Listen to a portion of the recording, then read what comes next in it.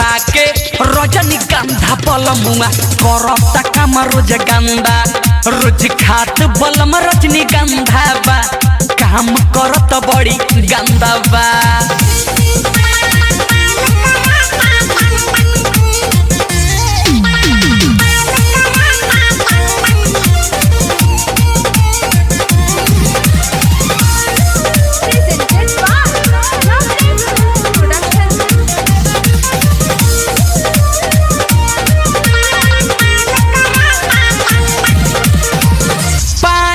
पराग नहीं खाए कमला सीखर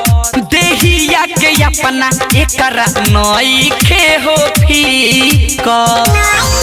ये सोची और का कही पान पराग नहीं खाए कमला सीखर देहिया के अपना एकरा नई खे हो फीकर जियल काल भइल बाए कर धइल खाके रजनीगंधा बलमुआ काम करता गंदा रोज खात बलम रजनीगंधा बा काम करत बड़ी गंदा बा।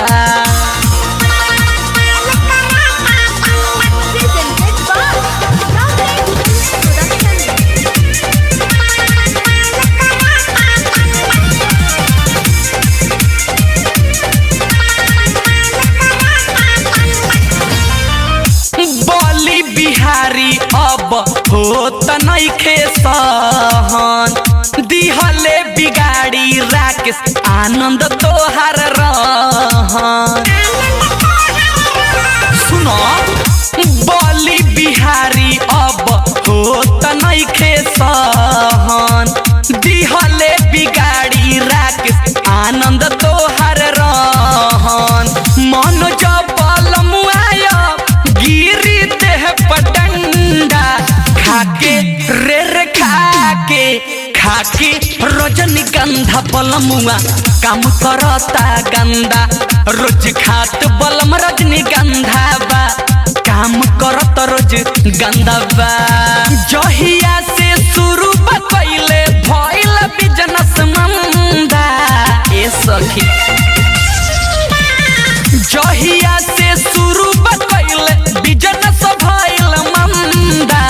खाके हाँ खाके रजनीगंधा बलमुआ करता काम रोज गंदा